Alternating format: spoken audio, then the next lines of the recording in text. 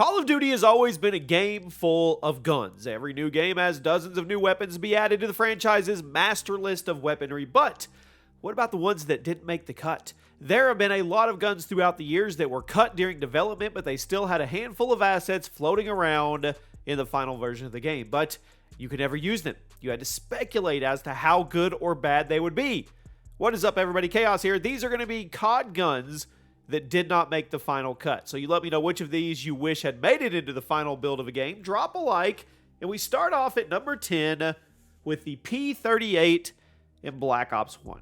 It was a classic handgun that appeared in a number of COD games set during World War II. Interestingly, it was going to show up in the original Black Ops as well before being cut by development. Now, during the mission Project Nova, you could actually see Steiner carrying a P38 handgun. If you dig into the game files, you can actually find a pickup icon for it as well. But the weapon, it was never transferred to the final build of the game. Black Ops 1 already had a decent number of handguns for a COD game, so maybe Treyarch thought one more would have been overkill, but in the grand scheme of things, this seems like a rather low-stakes cut to me. It would have been cool to see, but we didn't lose a whole lot when it was cut, unlike some other entries you guys are going to see on today's list. At number 9, the Nagant in COD 4. Now, this is an iconic sniper rifle, referred to as the 3-line in later games like COD World War II and Vanguard, but this classic weapon was going to appear in the original Modern Warfare as a throwback weapon before it was cut during development. There's actually a World War II throwback weapon in COD 4 in the form of the STG-44 assault rifle, but it seems there were originally plans for far more. The Nagant would have been a bolt-action sniper, and if the STG had anything to go off of, it would have likely been pretty clunky, low tier, but fun to goof around with. COD 4 already had 5 sniper rifles, so I think Infinity Ward cut this one so they didn't overload the category, especially with a gimmick weapon that actually wasn't intended to be that good. But even still, I would have loved to see the Nagant. I think it would have been cool. At number 8, the Model 1887s in Black Ops 1. Now, the Model is one of the most iconic shotguns in COD history because of the classic Modern Warfare 2 version. If you played the Black Ops 1 campaign, which you should, you know the Model actually showed up briefly in the campaign mission Vorkuta. But did you know it was originally going to play a much larger role in the game? There's actually lines of game code in Black Ops 1 that suggest the Models were not only going to appear in more campaign missions, but it was going to be part of multiplayer at one point during development. Now, nobody knows why it was cut from the final build of the game. Perhaps it has something to do with the prominence in Modern Warfare 2. Maybe Treyarch saw how busted Modern Warfare 2's models were, and they didn't want to draw unfavorable comparisons with their own. I don't know. Maybe Treyarch just didn't like the version they came up with and decided to scrap it in favor of other shotguns. I mean, what do you think happened here? Why do you think the models went from a frequent appearance in the original Black Ops to a brief cameo? At number 7, the MAC-10 and MAC-11 in COD 4. Now, if you played Modern Warfare Remastered, you probably remember this SMG being added post-launch, and that was actually meant to be a tribute to the original that never got finished. Both Macs were both originally going to be in Modern Warfare, but they were both cut. Now, the MAC-10 has a number of leftover code in the game files, but the MAC-11 seems to have only made it into the early stages of development, as it's only referenced a couple times for one of the missions, and then it was cut.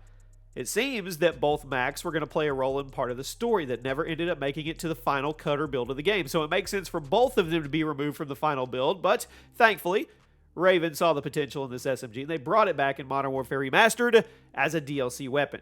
Now, the MWR version may not have been amazing, but it was pretty cool to see this SMG in action in a classic game. At number 6, the Rangers in Modern Warfare 3.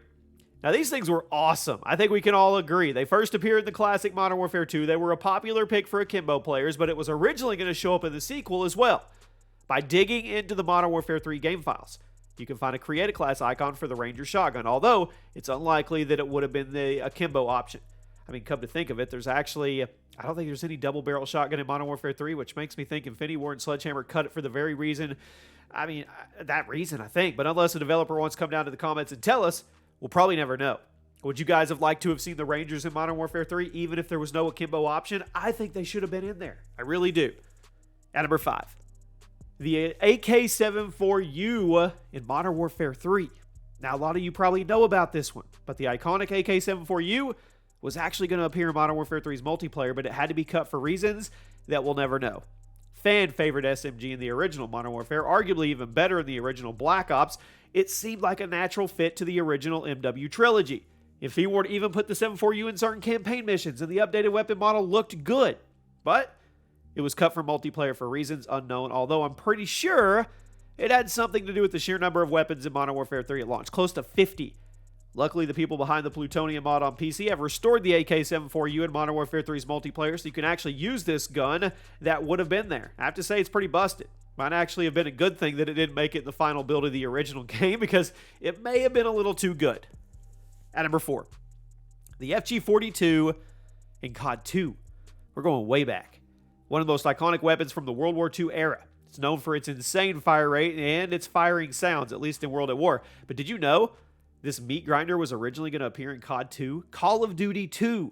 It's known by many fans as where the game really pushed COD into the mainstream and set the stage for Modern Warfare to blow everybody away and make Call of Duty a household name. The FG-42 made it pretty far into development for COD 2, but was ultimately cut and replaced with the G-43. But if you dig into those game files, you can still find the FG-42's pickup icons and a handful of textures.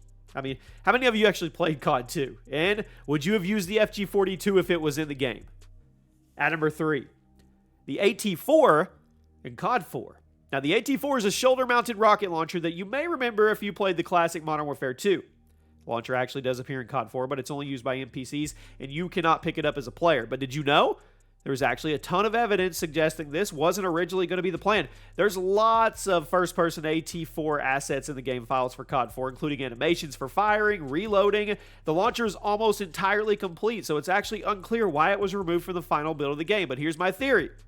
Had something to do with the multiplayer balance and the campaign mission design. The Javelin is another launcher that appears in the COD 4 campaign, but not in the multiplayer. That's because launchers in the game were limited to the blue perk instead of actually being a secondary weapon that you would equip with your class. So with that being said, the AT-4 was likely removed from multiplayer so it wouldn't clash with the balance of the game.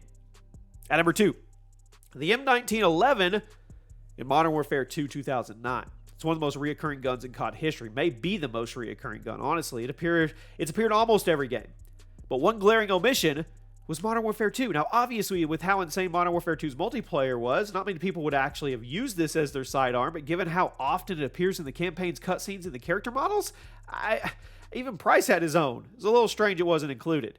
It can be seen in multiple characters' holsters. It was even a major part of the story between Soap and Price, but you can't actually use it yourself. And I'm not sure why it was removed from the player's hands, despite it being so present in the game. It may be a mystery we never actually figure out. And at number 1 today, the gun that didn't make the cut. Potatoes in World at War. Yep, you heard me right. Potatoes. They were originally going to appear in World at War as a throwable item, just like in the classic COD. Now, in case you didn't know your COD history, let me help you. Potatoes were an inside joke in the early games. You would use them as grenade training in the single-player campaign. According to unused assets in the World at War game files, they were supposed to return in the game, but they were cut. Why? Well, I think this one is pretty obvious. World at War was an incredibly dark and incredibly serious game filled with horrific imagery, brutal violence, and it's just visceral. If the game was suddenly to give you a potato in your hand and you could throw it at something, it's a pretty jarring shift in tone. Now, potato assets can be found in the World at War game files, but sadly we'll never get to know what the game would have been like if you could throw a potato around the battlefield. Maybe somebody mods them? I don't know. I would love to see it. There you have it, my friends. Let me know one gun that you wish had been in a Call of Duty game, and I'll see you too.